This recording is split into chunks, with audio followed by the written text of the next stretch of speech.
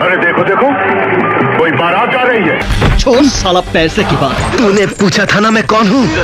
मैं वही हूँ जिसकी बहन को तुम लोगों ने इसी जगह मारा था। আপনি কি জানেন বাংলাদেশের বিখ্যাত লিজেন্ডারি কিছু অভিনেতারা নিজেদের যোগ্যতায় একসময় বলিউডের মতো বিশাল অর্থাৎ হিন্দি সিনেমায় গুরুত্বপূর্ণ চরিত্রে অভিনয় করেছিলেন। শুধু তাই নয়, সিনেমায় প্রধান চরিত্র অর্থাৎ নায়ক হিসেবেও অভিনয় করেছেন অনেকেই। আজকে আমরা এমন 10 জন অভিনেতাকে নিয়ে কথা বলবো যারা বলিউডের মতো বিশাল ইন্ডাস্ট্রিতে নিজ যোগ্যতায় কাজ করেছিলেন সুনামের সহিত। শুধু কাজই করেননি, দর্শকদের ভালোবাসাও পেয়েছিলেন তারা। তো কি অবস্থা মিয়া, আমি সজীব আর আপনারা দেখছেন সজীবের ডাইরেক্ট পয়েন্টার। আজকের পয়েন্ট হলো Bangladeshi actor in Hindi cinema. Number 10, Arifin Shuvo, cinema জাজ সিটি। মুজিব সিনেমা করার পর থেকেই দেশে খুবই খারাপ সময় যাচ্ছিল তার, যার কারণে পাড়ি জমিয়েছেন ভারতে। তবে কলকাতায় নয়, ডিরেক্ট বলিউডের এক সিরিজে আমরা তাকে দেখতে পাবো, যার একটি গ্লিমস ইতিমধ্যে প্রচুর ভাইরাল হয়েছে। আর সেই গ্লিমসে তাকে দেখতে দুর্দান্ত লাগছে। इस प्रजातंत्र में 2 अलग प्रदेश होने चाहिए, पश्चिम पाकिस्तान और पूर्व बांग्ला। নাম্বার 9, রাইসুল ইসলাম আসাদ, সিনেমা পতঙ্গ। বাংলাদেশের প্রথম আধুনিক রোমান্টিক হিরো সে। অভিনয় করেছেন বিখ্যাত কিছু কাল্ট ক্লাসিক সিনেমায়, যেমন পদ্মা নদীর মাঝি, আমার বন্ধু রাশেদ ইত্যাদি। তবে তার অভিনয় দক্ষতার গুণে আমরা তাকে দেশ পেরিয়ে দেশের বাইরেও বলিউডে একটি সিনেমায় একজন সারপঞ্চ অর্থাৎ গ্রাম্য প্রধানের চরিত্রে অভিনয় করতে দেখেছিলাম। সেই সিনেমায় তার হিন্দি ডায়লগ ছিল দুর্দান্ত। आपसे कुछ छुपा है विधायक जी? फालतू रेलवे के चक्कर में पड़े हुए हैं।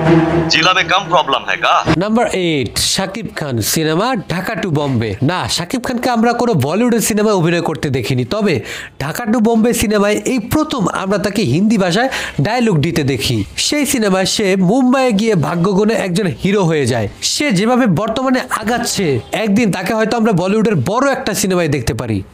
छोड़ साला पैसे की बात। बांग्लादेश का कौन कौन आदमी तेरे पास बच्चा भेजता था? बहुत साला। देखो मुझे याद नहीं आता।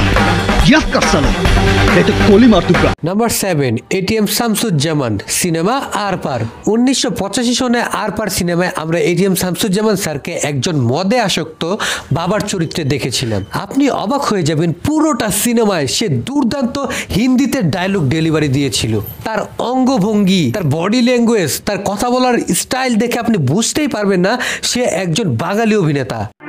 मगर वो ये भूल गया कि शराब के बोतल के लिए कोई बाप अपने बेटी की इज्जत नहीं बेच सकता।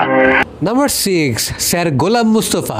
একই সিনেমাতে আমরা গোলাম মুস্তফার মতো আরেকজন লিজেন্ডারি অভিনেতাকে একই সাথে দেখেছিলাম এই হিন্দি সিনেমায় অভিনয় করতে। বশির মিয়া নামে ধন সম্পদওয়ালা তবে অসহায় টাইপের একটি চরিত্র পোর্ট্রে করেছিলেন তিনি। And as usual he just brilliant in Hindi. अगर मैं तुम्हारे किसी काम आ सका तो अपने आप को खुशनसीब समझूंगा। इंसान अगर इंसान के काम ना आएगा तो कौन आएगा? নাম্বার 5, আহমেদ শরীফ। আরপার সিনেমাতে মিঠনের বিপরীতে জাদরেল ভিলেন হিসেবে অভিনয় করেছিলেন আহমেদ শরীফ। তাকে দেখতে ভয়াবহ লাগে। আর নায়িকা হিসেবেও ছিলেন আমাদের সবার প্রিয় রোজিনা ম্যাম। বাংলাদেশি সিনেমাগুলোতে আহমেদ শরীফ যেভাবে ডায়লগ ডেলিভারি দেয়, ঠিক একইভাবে সাবলীলভাবে হিন্দি ডায়লগও দিয়েছিলেন তিনি। তার অভিনয় এই সিনেমাতে আমার সব থেকে বেশি ভালো লেগেছে। सारे 2 सालों को खून के रख दूंगा। डोंट वरी, अभी मैं इस साले को बताता हूँ। নাম্বার 4, নীরব, সিনেমা শয়তান। বাংলাদেশি হিরো নীরব বলিউডে একটি সিনেমাতে বলা যেতে পারে নায়কের চরিত্রে অভিনয় করেছিলেন। সেই সিনেমাতে একজন পুলিশ অফিসার হিসেবে আমরা তাকে দেখতে পেয়েছিলাম। হরর বা ভৌতিক এই সিনেমাটি খুব একটা বড় প্রোডাকশন হাউস কিংবা নামি দামি ডিরেক্টরের না হওয়ার কারণে ধামাচাপা পড়ে গিয়েছিল। जिनके घरों में बेटियां नहीं होती उनसे जाके पूछ बेटियों की क्या कीमत होती है। कहानी तो अब शुरू हुई है। নাম্বার 3, ববিতা ম্যাম, সিনেমা গেহরি চোট। 80s এর বিউটি কুইন ছিল ববিতা ম্যাডাম। সে সময় পুরো বাংলার ক্রাশ ছিল সে। তার জন্য পাগল ছিল এমন অনেক মানুষের গল্প শুনেছি আমি। দেশের গন্ডি পেরিয়ে বলিউডে অভিনয় করেছিলেন ববিতা ম্যাডাম। গেহরি চোট নামে একটি সিনেমাতে নায়িকার চরিত্রে অভিনয় করতে দেখেছিলাম আমরা। And he is just mind blowing and looking like a queen. मैं तुम्हें कैसी लग रही हूँ? तुम मुझसे प्यार करते हो? जब 2 जिस्म एक दूसरे से प्यार करते हैं तो एक दूसरे में खो जाते हैं। নাম্বার 2, শাবানা ম্যাডাম সিনেমা শত্রু।